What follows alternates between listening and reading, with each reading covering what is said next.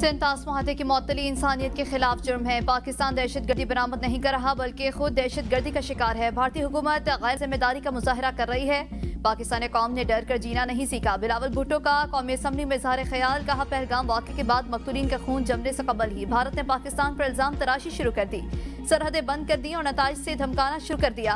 पाकिस्तान के इस जुर्म में कोई हाथ नहीं। भारत खुद कश्मीर में रियासती दहशतगर्दी कर रहा है।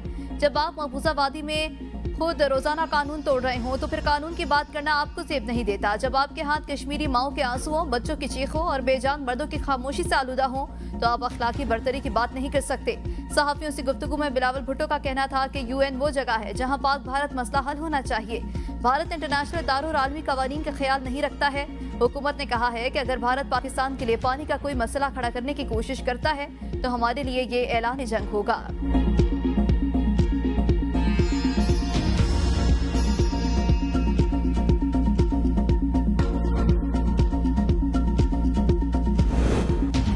पहलगाम भारत का सिक्योरिटी फेलियर है। पाकिस्तान ने डिप्लोमेटिक सतह पर जो मारा मारी की है भारत की नस्लें याद रखेंगी। वज़ीर इत्तलात अताउल्लाह तारड़ का कौमी असम्बली इज़हार ख्याल, कहा पूरा इंटरनेशनल मीडिया कह रहा है कि पाकिस्तान को इस वाक़े से जोड़ने का भारत के पास कोई सबूत नहीं। हमने कहा आप तहकीकात कराएं, दूध का दूध और पानी का पानी हो जाएगा। पूरी कौम मुत्तहिद और अफवाज पाकिस्तान के साथ खड़ी है। अब की बार तुम आए तो तुम्हारा वो हशर करेंगे कि तुम्हारी शक्ल नहीं पहचानी जाएगी।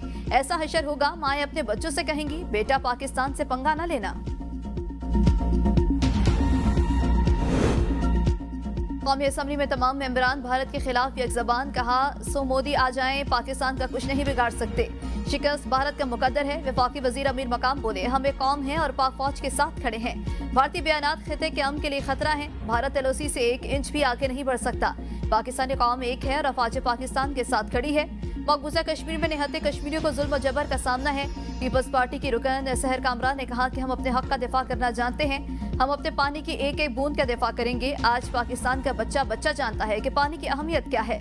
तहरीक इंसाफ के लतीफ खान ने कहा कौमी यकजहती के लिए बानी पीटीआई का बाहर आना जरूरी है। बानी पीटीआई ने जेल से भारत को मुंह तोड़ जवाब दिया। एमकेएम के फारूक सत्तार बोले भारत ने इस बार गलती की तो वापस नहीं जाने देंगे। हमने अभी नंदन को चाय पिलाकर भेजा था, अब ऐसा नहीं होगा। जेयूआई का इजलास का बायकॉट। गफूर हैदरी ने कहा हुकूमत मसले को गैर संजीदा ले रही है। इतने दिन गुजर गए, आपने भारत को क्या जवाब दिया।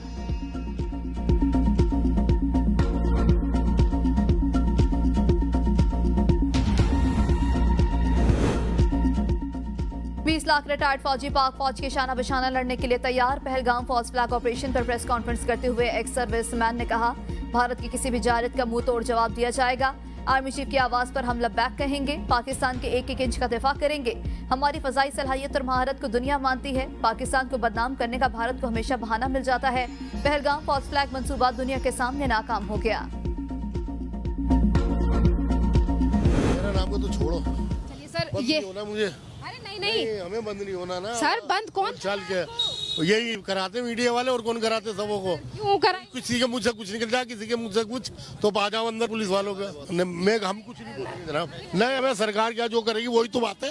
क्यों है सर? क्यों अपनी मेहनत करके खाते हैं, हम डरेंगे क्यों? नहीं, और क्या उठा के पकड़ दे, यहाँ से भी लेगा 2 बंदे।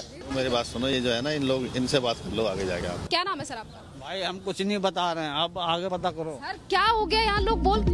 भारत में सच बोलना जुर्म बन गया। मुसलमानों की आवाज को दबा दिया गया। जराये का कहना है कि भारत में जो भी मोदी के खिलाफ बोलता है उसे उठा लिया जाता है या झूठे मुकदमात में फंसाया जाता है। लोग खौफ की चादर ओढ़कर खामोशी इख्तियार करने पर मजबूर हैं।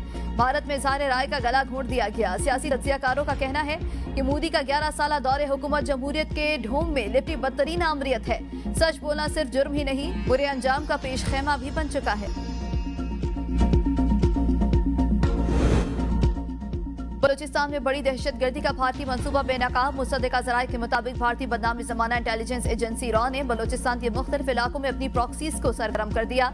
BLA फितनाल खारिज और गैर कानूनी अफगानियों को गवादर, कोयटा और खुसार में दहशतगर्दी करने की हिदायत जारी। ज़राए का कहना है कि खुदकुश बमबार दहशतगर्दी की कार्रवाई में गाड़ी या मोटरसाइकिल का इस्तेमाल कर सकते हैं। खुदकुश बमबारों को मुतल्लिका इलाकों की रैकी करा दी गई। भारत बलूचिस्तान में दहशतगर्दी कराकर पाकिस्तान में बदअमनी फैलाने के दर पे है।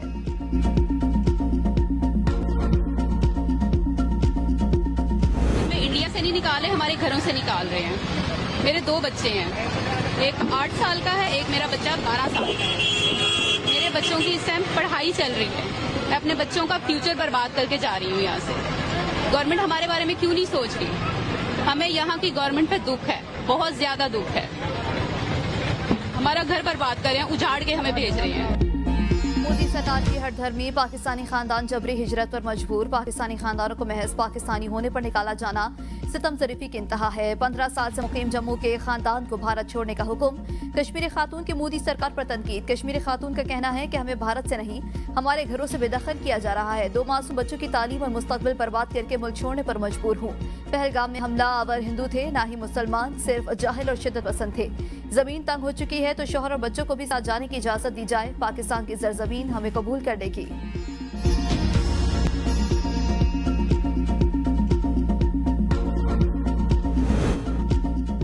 वफाकी वज़ीर दाखिला मोहसिन नकवी की दोहा में कतर के वज़ीर आज़म मोहम्मद बिन अब्दुर्रहमान अल सानी से मुलाकात। पाक कतर ताल्लुकात और 2 तरफ़ा ताउन बढ़ाने पर तबादला ख्याल किया गया।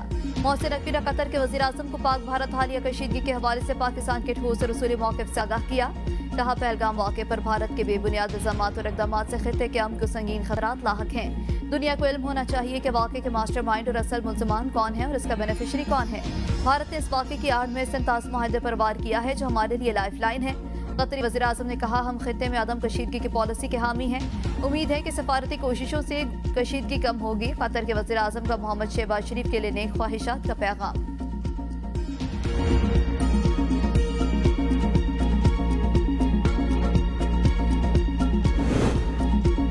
जस्टिस याहिया अफरीदी का कहना है कि जजेस ट्रांसफर के हक में हूं, लेकिन अभी कोई राय नहीं दूंगा क्योंकि मामला ज़ेर समात है। वो press association of supreme court से मुलाकात में बात कर रहे थे। उन्होंने अपने हालिया चीन, तुर्किया और ईरान के अदालती दौरों की तफसीलात से आगाह किया।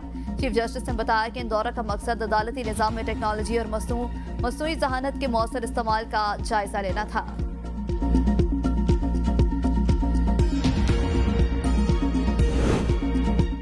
मखसूस नशिस्तों के फैसले पर नजरसानी दरख्वास्तें समाअत के लिए मंजूर। सुप्रीम कोर्ट आईनी बेंच के 11 जजेस ने अक्सरियत से फरीकैन को नोटिस जारी कर दिए। जस्टिस आयशा मलिक और जस्टिस अकील अब्बासी का फैसले से इख्तिलाफ। जस्टिस हाशिम काकड़ ने वकील इलेक्शन कमीशन से इस्तफसार किया कि क्या आपने फैसले पर अमल दरामद किया है, आप हाँ या ना में जवाब दें। वकील ने कहा, हमने एक पैराग्राफ की हद तक अमल किया है। जस्टिस अकील ने रिमार्क्स दिए, क्या यह आपकी मंशा और मर्जी की बात है कि किस पैराग्राफ पर अमल करेंगे। जस्टिस जमाल ने कहा कि इसको छोड़ें, ये आप सुप्रीम कोर्ट को ले कहाँ जा रहे हैं। कल किसी को फांसी की सजा दें तो वो क्या कहेगा कि बस सर तक फंदा डालकर छोड़ दिया। मजीद समाअत कल तक मुलतवी।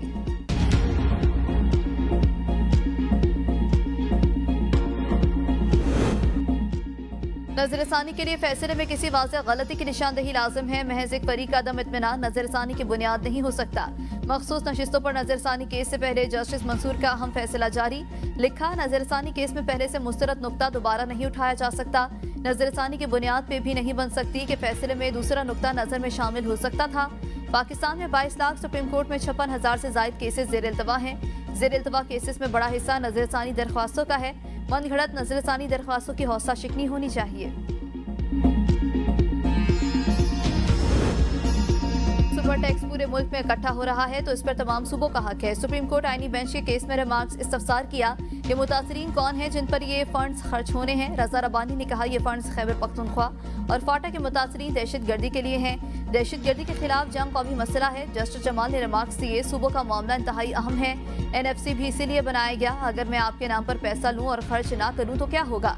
आप तो 18वीं आईनी तरमीम के आर्किटेक्ट हैं, ऐसे तो आप NFC अवार्ड का सत्यानाश कर देंगे। केस की मजीद समाअत कल तक मुलतवी।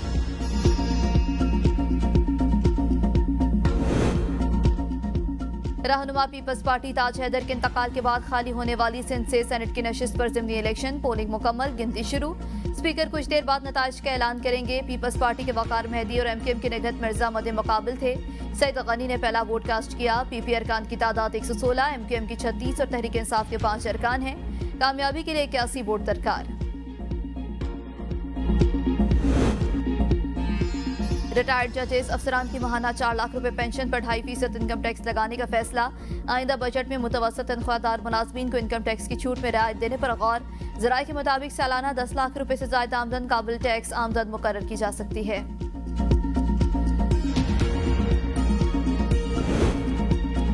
कौमी अदालती पॉलिसी साज कमेटी का इजलास 26 और 27 मई को तलब। इजलास में अदालती इस्लाहाती एजेंडे पर गौर होगा।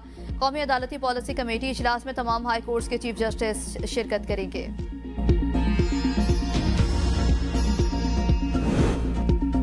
सेनेट की कायमा कमेटी बराए पेट्रोलियम का इजलास। वफाकी वजीर पेट्रोलियम अली परवेज मलिक की कमेटी इजलास में शिरकत। अरकान के मुख्तलिफ इदारों से पूछे गए सवालात के जवाब न मिलने का शिकवा। कमेटी अरकान का कहना था कि OGDCL सवालात के जवाब न देने वाली फर्म में बड़ा इदारा है। वफाकी वजीर ने कमेटी को बताया कि पावर सेक्टर पर ज्यादा फोकस होने की वजह पेट्रोलियम पर तवज्जो नहीं दे सका।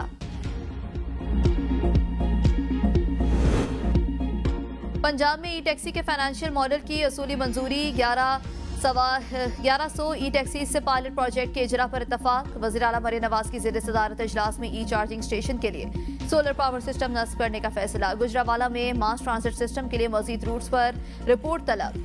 वज़ीर आला की आवाम की सहूलत के मुताबिक रूट्स का तयन करने की हिदायत। वज़ीर आला ने नवाज शरीफ मेडिकल डिस्ट्रिक्ट का जामे प्लान तलब कर लिया। ज़ेर तकमील प्रोजेक्ट्स की बरवक्त तकमील के लिए इकदाम का हुक्म।